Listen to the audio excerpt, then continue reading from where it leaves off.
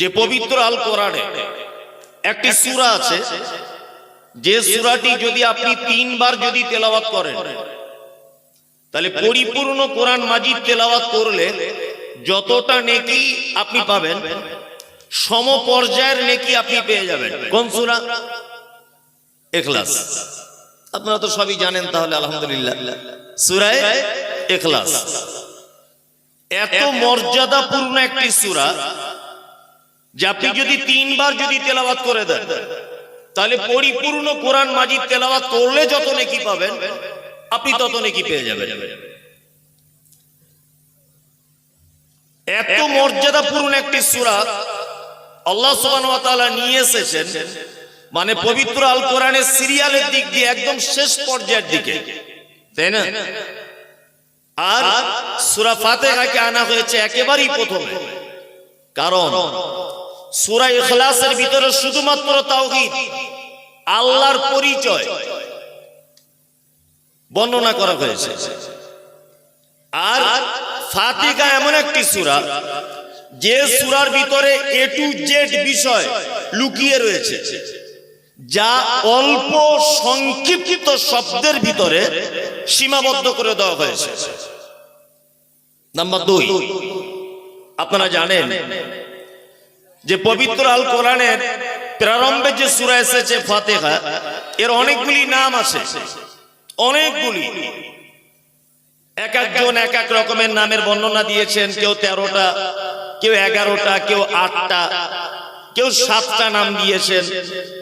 আমি দুটো একটা নামের কথা বলি। একটি নাম হচ্ছে উম্মুল কিতাব, তার মানে কিতাবের মা। আমরা এটাই ব্যাখ্যা করব। আসলে শব্দের মানে কি, বাংলা মানে কি, এটা জানতে হবে। শব্দের বাংলা মানে হচ্ছে কেন্দ্রবিন্দু বা সেন্টার। ওই জন্য কাবাকে বলা হয় উম্মুল কুরা, অর্থাৎ গ্রাম সমূহের কেন্দ্রবিন্দু।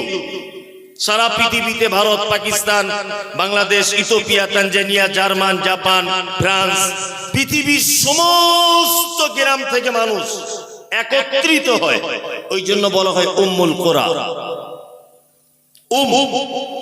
উম্মুন মানে হচ্ছে মা। আরবি যারা সাধারণ একটু জ্ঞান রাখেন আপনারা জানেন, মা এটা আমরা বুঝি। আসলে মায়ের শাব্দিক অর্থ হচ্ছে পরিবারের কেন্দ্রবিন্দু বা সেন্টার। আমি মমতাজুল ইসলাম, আমার এক বেটা, আমার বেটার আর একটা বেটা।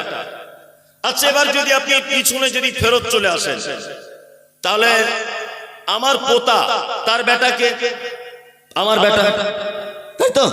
ও কোথায় ছিল না, ওর মায়ের পেটে ছিল, আমার স্ত্রী পেটেও ছিল। আচ্ছা, আমার বেটার বাপ আমি কার পেটে ছিলাম?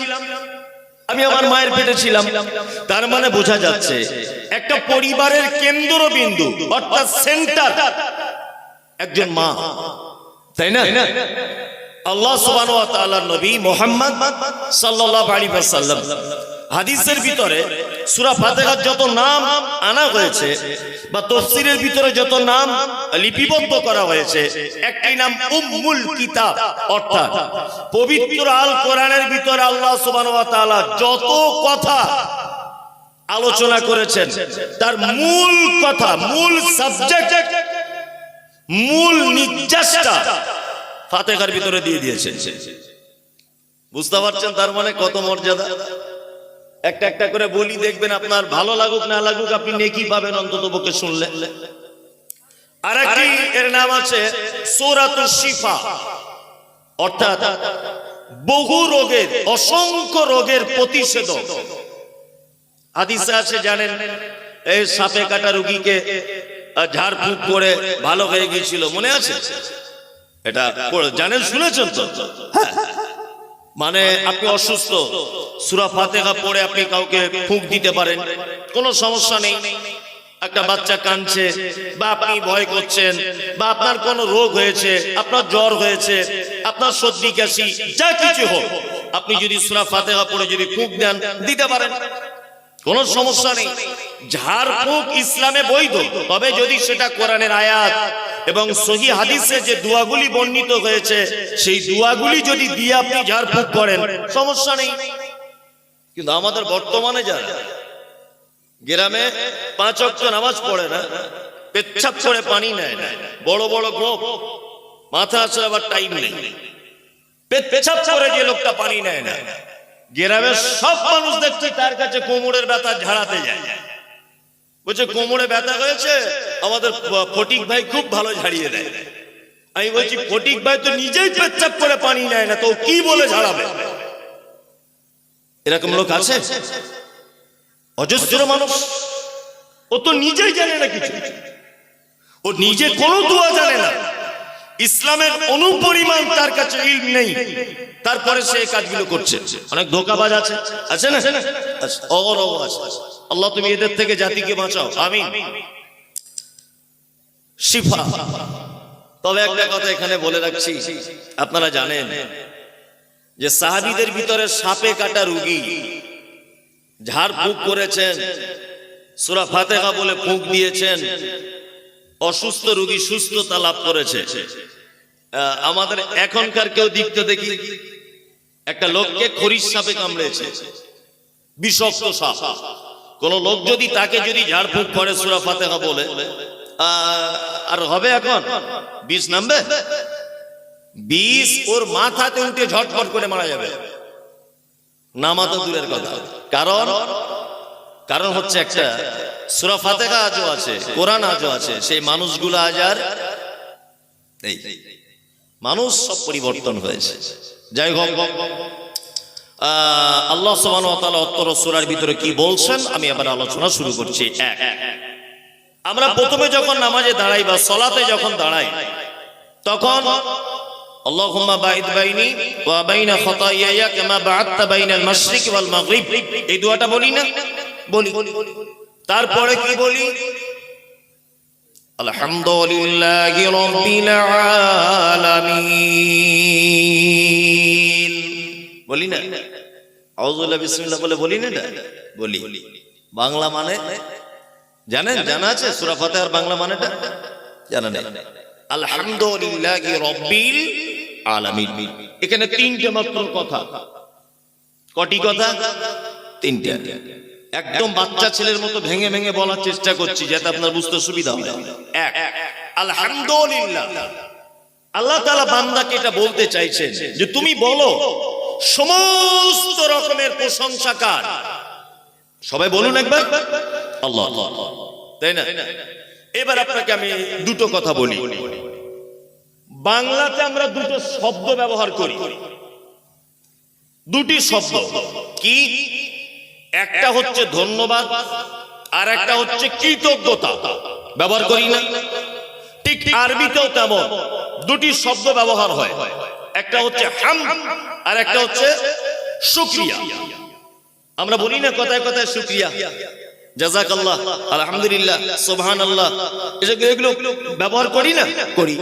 একটা শব্দ আছে শুকরিয়া। শুকরিয়া মানেও হচ্ছে কিন্তু প্রশংসা। কি বললাম বুঝলেন? শুকরিয়ার বাংলা অর্থ হচ্ছে ধন্যবাদ।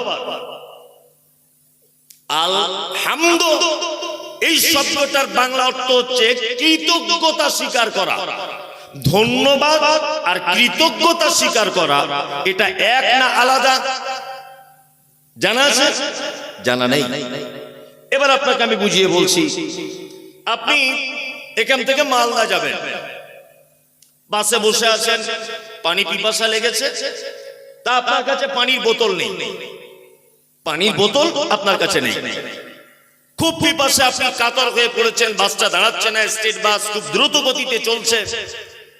আমার কাছে একটা পানির বোতল ছিল, আপনি আমাকে বললেন যে ভাই আপনি একটু আমাকে পানি দিয়ে হেল্প করুন, আমার কাছে পানি নেই। আমি আপনাকে পানির বোতলটা এগিয়ে দিলাম, আপনি পানি পান করলেন। আচ্ছা, পানি পান করার পরে আপনি কি বলবেন? ধন্যবাদ ভাই, অসংখ্য ধন্যবাদ আপনাকে, বলবো না? বলবো। তার মানে আমরা ক্ষণিকের জন্য যিনি উপকার করেন ওই মানুষের জন্য শব্দ ব্যবহার করি ধন্যবাদ। এবার আমি চাকরির পরীক্ষা দিয়েছিলাম, আমার চাকরি সবকিছু রেডি, শুধু এলাকার এমএলএ এর একটা সিগনেচার হলে আমার চাকরিটা হয়ে যাবে। এমএলএ কে কি বললাম, ভাই চাকরি আমার সমস্ত জায়গাতে আমি পাস, আপনার একটা সিগনেচার হয়ে গেলে চাকরিটা আমার কনফার্ম, আপনি চাকরিটার জন্য একটা সিগনেচার করে দেন। তো এমএলএ সাহেব আমাকে বললেন ঠিক আছে আমি করে দিলাম। আচ্ছা বলুন, এমএলএ সাহেবের একটা সই করার কারণে আমি সরকারি বেতনভুক্ত হিসাবে কতদিন যাবত এর সুযোগটা গ্রহণ করব? 20 বছরে ধরে নেন আমার চাকরিটা হলো 20 বছরে, আমি রিটায়ার করব কত বছরে? 60 বছরে। তাহলে একটা সিগনেচারের কারণে আমি কতদিন যাবত এই মানুষটির থেকে উপকার পেলাম কি পেলাম না? এবার আপনাকে বলছি 5 বছর 10 বছর পরে সেই এমএলএ এর সঙ্গে আপনার দেখা হলো, আপনি কি শব্দ ব্যবহার করবেন? কি ধন্যবাদ আপনাকে? না, এই শব্দ ব্যবহার করলে তার প্রশংসার সীমাবদ্ধ, তার প্রশংসা আদায় হবে না। ওনার জন্য বলতে হবে স্যার আপনার প্রতি আমার চিরকৃতজ্ঞতা, কারণ আপনার একটা সিগনেচার আমি 40 বছর 50-60 হাজার টাকা বেতন মুক্ত সরকারি একজন কর্মচারী। তার মানে বোঝা যায় যিনি শর্ট টাইম উপকার করেন, ক্ষণস্থায়ী উপকার, এই ব্যক্তির জন্য আমরা শব্দ ব্যবহার করি ধন্যবাদ। যার উপকার লং টাইম, তার জন্য ব্যবহার করব কি? কৃতজ্ঞতা, তাই না? এবার আপনাকে বলছি, আপনার জন্ম থেকে নিয়ে মৃত্যু পর্যন্ত সমস্ত ব্যাপারে উপকার কে করেছে? কে? আল্লাহ, তাই না? এই যে আমার দিকে ফিরুন, এই যে হাতটা ধরে নেন, এই যে এটা ফোল্ডিং সিস্টেম। এটা যদি মোটরসাইকেলের কোনো পার্টস যদি হতো বা 4 চাকার গাড়ির চাকা যদি হতো, অন্তত পক্ষে 6 মাস 1 বছর পরে গ্রিস করা লাগতো, তাছাড়া কিন্তু জাম হয়ে যেত। হতো না? হতো। এই যে ফোল্ডিং সিস্টেম অটোমেটিক, আপনি জন্ম থেকে নিয়ে মৃত্যু পর্যন্ত আপনার এটা এইভাবে খেলবে। আচ্ছা কোনোদিন কোনো ডাক্তার বাবু বলেছে যে আপনার গ্রিস করতে হবে একটু হালকা, তাছাড়া জাম হয়ে যাচ্ছে? না। আপনি যে সূর্যের তাপ গ্রহণ করেন, তার আলো গ্রহণ করেন, আপনি চাঁদের রশ্মি গ্রহণ করেন, বর্ষার বৃষ্টি আপনি গ্রহণ করেন, কৃষক তার মুখে হাসি ফোটে বর্ষার আষাঢ় মাসে বৃষ্টি হলে, তাই না? আপনি যে কথা বলতে পারেন, স্পিকিং পাওয়ার, আপনার যে চোখের আই পাওয়ার, আপনার যে বচন ভঙ্গি, আপনার যে সুরাত, আপনার যে ব্যবহার, আপনার অর্থ, এই সমস্ত কিছু, আপনি যে অক্সিজেন ব্যবহার করেন, এই সমস্ত কিছু দিয়ে আপনাকে উপকার করেছেন কে? আল্লাহ। তাহলে আল্লাহর জন্য আমরা ক্ষণস্থায়ী শব্দ ব্যবহার করব যে ধন্যবাদ, না আমরা আল্লাহর জন্য বলবো যে রব তোমার কাছে চিরকৃতজ্ঞ? কোনটা? মানে কিছু বুঝিই না বক্তব্য। এতক্ষণ মনে হয় আমি কার সামনে বকছি কে জানে। আমি বলছি ক্ষণস্থায়ী উপকার করলে কি বলতে হয়? ধন্যবাদ। আর লং টাইম উপকার করলে কি বলতে হয়? কৃতজ্ঞতা, তাই না? আলহামদু শব্দের অর্থ হচ্ছে যাবতীয় কৃতজ্ঞতা, যাবতীয় প্রশংসা কার? আল্লাহ। এবার এখানে আর একটা কথা বলে দিই, খুব মজার ব্যাপার। আচ্ছা সমস্ত প্রশংসা আল্লাহর হবে কেন? এটাও তো জানতে ইচ্ছা করে। আমি একজন কাঠের মিস্ত্রি, ফার্নিচার। আমি একটা সুন্দর ডিজাইনের খাট বানালাম। আচ্ছা বলুন তো অরিজিনাল কথা, খাটটা বানানোর পিছনে অবদান কার? আমার। আপনি আল্লাহ বলছেন কেন? ডিজাইনটা তো আমি করেছি, হিসাব মতো দুনিয়াবি এতে অবদান কার? আমার, তাই না? আমি একজন সফল কৃষক, ভালো ফসল উৎপাদন করেছি। আচ্ছা বলুন সফল কৃষক হিসাবে সেই মাঠের সবজি বা তার গাছের ফলগুলি দেখে আমরা প্রশংসা করি কার? কৃষকের করি, যে সত্যি খুব দারুণ চাষি, বলি না? খুব ভালো, আমার এখন স্পিকিং পাওয়ার ভালো, আমার কণ্ঠস্বর ভালো। এটা আপনারা কি বলেন? আল্লাহ কণ্ঠস্বর ভালো দিয়েছে বলেন, ডাইরেক্ট এটা বলেন না, আপনি ডাইরেক্ট এটা বলেন মমতাজুল ইসলামের গলার কণ্ঠ খুব ভালো। আপনি যেটা বলেন আমি সেটা বলছি। কারি আব্দুল জব্বার গজল গাইলে খুব ভালো লাগে, বলি না? এটা বলি। আপনি একজন রাজমিস্ত্রি, বোঝার চেষ্টা করবেন, রাজমিস্ত্রি আপনি একজন, খুব ভালো একটা বিল্ডিং তৈরি করেছেন, প্রশংসা কার হবে? বিল্ডিং এরই হওয়া, মিস্ত্রির হওয়া উচিত, উচিত নয়? উচিত। কিন্তু আল্লাহ সুবহানাহু ওয়া তাআলা বলছেন আলহামদুলিল্লাহ, বান্দা যাবতীয় প্রশংসা কার? আল্লাহ।